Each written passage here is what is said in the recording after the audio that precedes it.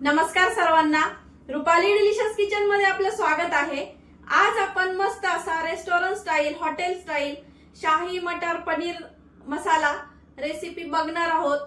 अगदी अशी छान स्टेप बाय स्टेप सांगितली आहे, त्यामुळे व्हिडिओ स्किप न करता संपूर्ण बघा। 4 ते 5 लोकांना पुरेल एवढ्या प्रमाणामध्ये सांगणार आहे, त्यामुळे व्हिडिओ स्किप न करता संपूर्ण बघा। चॅनलवर कोणी नवीन असाल तर चॅनलला सबस्क्राइब करा। सबस्क्राइबच्या शेजारी जे बेल आयकॉनचं बटन असतं ते प्रेस करा, म्हणजे तुम्हाला व्हिडिओ पोस्ट केला की लगेच अशा छान छान रेसिपीचे नोटिफिकेशन येतील। आणि व्हिडिओ माझे जास्तीत जास्त शेअर करा, म्हणजे सर्वांपर्यंत अशा छान छान रेसिपी पोहोचतील। तर मग चला आता जास्त वेळ न घालवता साहित्य बघूया आणि रेसिपीला सुरुवात करूया।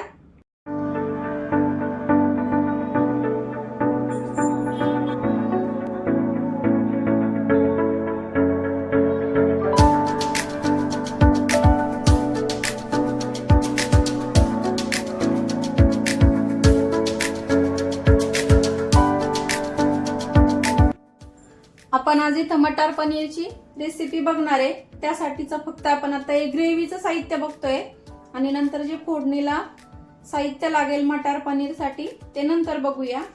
कांदे घेतले मीडियम साईजचे 4 आणि 4 ते 5 माणसांसाठी ही भाजी पुरेल इतपत आहे। कमी अधिक होऊ शकते माणसांच्या खाण्यापिण्याच्या सवयीनुसार। तर इथं मीडियम साईजचे 4 कांदे घेतले, मीडियम साईजचे 4 टोमॅटो, टोमॅटो छान असे पिकलेले घ्यायचे, म्हणजे आंबट लागत नाही। 15 ते 20 पाकळ्या लसणाच्या, अर्धा इंचाला थोडस जास्तीचं आलं घेतलंय, 1 इंच घेतलं तरी चालेल। 7 ते 8 काजू घेतले। आपल्याला तर हे छान भाजून घ्यायचे। ग्रेव्हीची पुढं तयारी बघूया आपण। कढई गरम करायला ठेवली आहे, यामध्ये आपल्याला 2 चमचे तेल टाकून घ्यायचंय। तेल गरम झालं की कांदा टाकून घ्यायचा आहे। कांदा थोडंसं परतून घ्यायचं आपल्याला।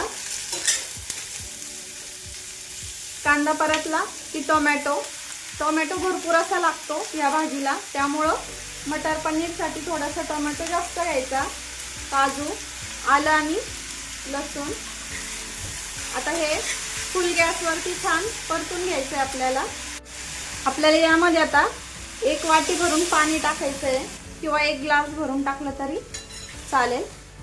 आता यावरती झाकण ठेवायचं आणि हे छान असं टोमॅटो आणि कांदा छान मऊ होईपर्यंत आपल्याला शिजवून घ्यायचं आहे। तर बघूया आता कितपत आपला कांदा टोमॅटो शिजलाय। छान असा आपला कांदा टोमॅटो मऊ झालाय।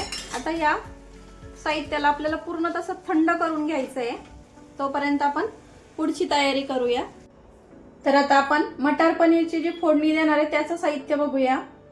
तर इथं मी 250 ग्रॅम पनीर घेतलंय, त्यासाठीच इथं 150 ग्रॅम ताजा हिरवा मटर घेतलाय, 2 मीडियम साईजचे कांदे, काही खडे मसाले घेतले, यामध्ये 2 तेजपान, 1 चक्री फूल आणि 1 दालचिनीचा तुकडा घेतलाय। स्लिट करून घेतलेल्या हिरव्या मिरच्या 3 घेतल्या मी, हे बघा।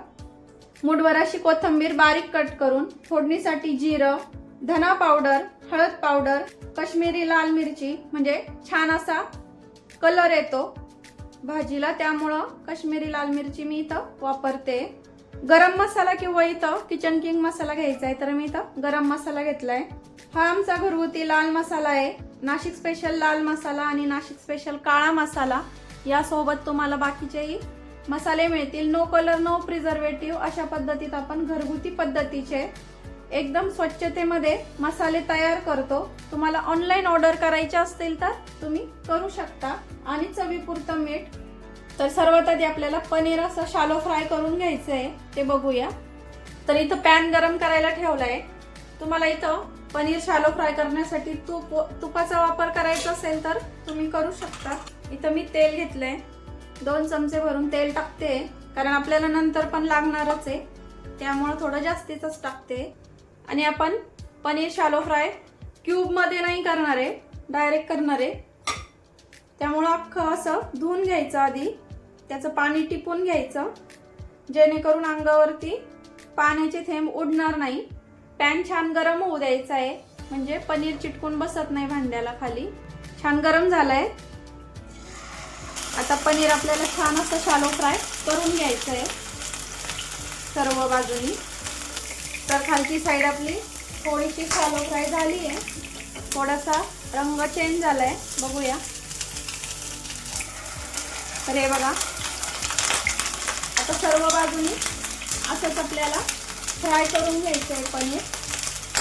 तर बघू शकता आपलं पनीर छान असं सगळं सर्व बाजूनी शॉर्टकटमध्ये क्यूब न करता असं शालो फ्राय करून झालंय, काढून घेऊया।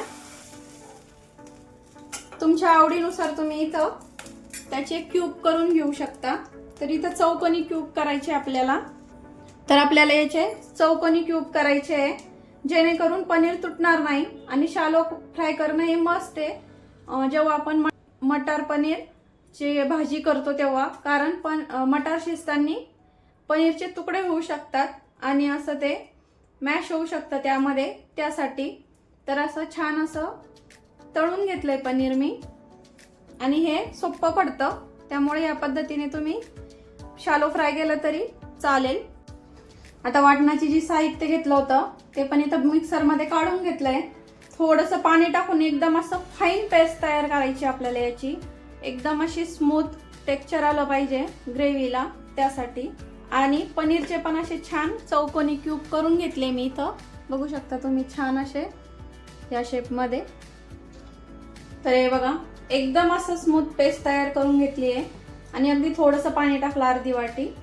तर अर्ध्या वाटी पाणीमध्ये छान अशी स्मूथ पेस्ट तयार झाली आहे। तर सर्वात आधी आता फोडणी द्यायची आधी आपल्याला अर्धा चमचा इथं मी कश्मीरी लाल मिरची घेतली, ती घ्यायची एका वाटीमध्ये। अर्धा चमचा धना पावडर, घरगुती लाल मसाला आहे हा माझा, तो घेते मी 1 चमचा, तुम्ही कमी अधिक करू शकता। पाव चमचा हळद, गरम मसाला घेतलाय त्यातला अर्धा आत्ता घेते। आता याच्यामध्ये आपल्याला थोडंसं पाणी टाकायचं आहे आणि पेस्ट तयार करायची या मसाल्यांची स्मूथ अशी, म्हणजे जेव्हा आपण कढईमध्ये मसाले टाकू तेव्हा ते जळणार नाही यासाठी। आणि रंग पण खूप छान येतो अशी पेस्ट तयार करून ठेवली तर। तर हे बघा, छान अशी पेस्ट तयार झाली आहे। आता ज्या पॅन मध्ये आपण पनीर फ्राय करून घेतले त्यामध्ये थोडंसं तेल आहे, आणखीन तेल टाकूया। हॉटेलच्या पद्धतीने करणारे म्हणून थोडंसं तेल जास्त टाकते, तुम्हाला कमी वापरायचं असेल तर तुम्ही कमी वापरू शकता। तेल छान गरम झालंय, जिरं छान फुलू द्यायचंय, खडे मसाले टाकून घेऊया, चक्री फूल, दालचिनी आणि तेजपान। थोडंसं परतलं की कांदा टाकायचा आहे। आता आपल्याला कांदा थोडासा परतून घ्यायचा आहे, इथं गॅस फुल ठेवायचा, फुल गॅसवरती आता सर्व परतून घ्यायचं आहे आपल्याला। इथं कांदा इथं छान परतलाय, मस्त असं तांबूस रंगावरती आलाय। आता जी पेस्ट तयार करून घेतलेली मसाल्यांची ती टाकून घेऊया। आता ही पेस्ट आपल्याला कांद्यामध्ये छान अशी परतून घ्यायची आहे। हे बघा, मसाल्यांच्या पेस्टला छान असं तेल सुटलंय। इथं आता आपण कांदा टोमॅटोची प्युरी तयार करून घेतली ती टाकून घेऊया, मिक्स करूया।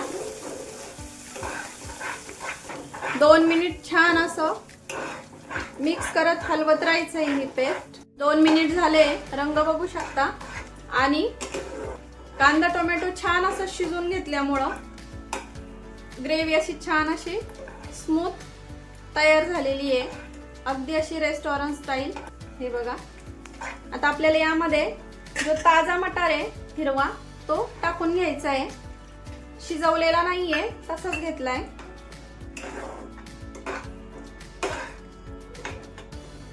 आपल्याला इथं आता चवीपुरतं जे मीठ घेतलंय ते पूर्ण इथं टाकून घ्यायचंय, थोडीशी कोथिंबीर मिक्स करूया। आपल्याला आता यावरती झाकण ठेवायचंय आणि 8 ते 10 मिनिटांसाठी छान तेल सुटेपर्यंत शिजून घ्यायचंय। ग्रेव्ही पण शिजेल तेल सुटेपर्यंत, आणि आपला त्यासोबत मटार पण शिजेल। तर 8 ते 10 मिनिट झाले, आता बघूया। आणि झाकण का ठेवायचं, तर असं सगळीकडे ते त्याचे बुडबुडे उडतात आणि ते अंगावर उडू शकतात आणि किचन ओटा पण खराब होतो, त्यासाठी असं। आणि मटार पण छान शिजतो त्यामुळे झाकण ठेवल्यामुळं, त्यामुळं झाकण ठेवायचं असं। मिक्स करूया। एकदा दोनदा मी झाकण काढून आणि मिक्स करून घेतलं होतं, जेणेकरून खाली ग्रेव्ही करपणार नाही त्यासाठी। आता इथं आपल्याला जे पनीरचे क्यूब करून घेतलेले ते टाकून घ्यायचे आहेत। हिरव्या मिरची जे स्लिट करून घेतले त्या टाकायच्या आहे आणि गरम मसाला घेतलेला सर्व आता टाकून द्यायचा आहे। वरतून गरम मसाला टाकल्यामुळं छान असा त्याचा फ्लेवर येतो आणि भाजी खाताना छान लागते। आणि हिरव्या मिरचीचा सगळ्यात शेवटी फ्लेवर खूप जास्त तिखट किंवा खूप जास्त कमी तिखट असा लागत नाही। तर आता मी यामध्ये पाणी टाकणार नाहीये, तुम्हाला गरज भासली तर तुम्ही टाकू शकता, कारण एवढीच दाटसर अशी भाजी ही छान लागते मटार पनीरची। टाकणार असाल अजून थोडीशी पातळ केली तरी चालेल, काही हरकत नाहीये, पण एवढीच दाटसर अशी छान लागते ही भाजी। आता परत आपल्याला 5 मिनिटांसाठी झाकण ठेवायचं आहे आणि पुन्हा पनीर टाकलंय त्यामुळे पनीर टाकल्यामुळे शिजून घ्यायची भाजी। तर आणखीन टेक्स्चर छान येण्यासाठी आपण इथं थोडंसं तूप पण टाकतोय, ऑप्शनल आहे, तूप नाही टाकलं तरी चालेल। 2 चमचे वरून तूप टाकते इथं, किंवा तुम्ही इथं बटर पण टाकू शकता। मिक्स करूया। फ्रेश क्रीम असेल तुमच्याकडं ती वापरली तरी चालेल, काही हरकत नाहीये, अशी पण खूप छान लागते फ्रेश क्रीम न वापरता सुद्धा। तर आता झाकण ठेवूया आणि आणखीन आपल्याला 4 ते 5 मिनिट छान अशी शिजून घ्यायची आहे, जेणेकरून पनीर कच्चं लागणार नाही। असं पण आपण पनीर छान असं शॅलो फ्राय करून घेतलेलं आहे, तरी पण अजून ग्रेव्हीतला जो मसाल्यांचा अर्क आहे तो पनीर मध्ये उतरावा म्हणून अजून 4 ते 5 मिनिट आपण शिजून घेणार आहे। आता 4 ते 5 मिनिटानंतर बघूया आपली भाजीचा रंगाने ते कसं दिसतंय। तर बघू शकता हॉटेलपेक्षाही भारी आपला भाजीला रंग आलाय आणि सुगंध तर एवढा छान येतोय ना। सर्वात शेवटी थोडीशी कोथिंबीर टाकूया आणि आता सर्व करून घेऊया। तर आपला असा मस्त हॉटेल स्टाईल पण असा घरगुती पद्धतीचा मटार पनीर मसाला तयार झालेला आहे खाण्यासाठी। टेक्स्चर वगैरे बघू शकता किती छान आलंय। तर हे बघा अगदी परफेक्ट आपला ग्रेव्ही परफेक्ट आपली अशी तयार झालेली ग्रेव्ही, खूप जास्त घट्ट किंवा खूप जास्त अशी दाटसर नाही। आणि पनीर तुम्हाला असं वाटत असेल की तळून घेतलं तर चिवी झालंय का काय, तर ते पण दाखवते मी तुम्हाला, तोडून दाखवते।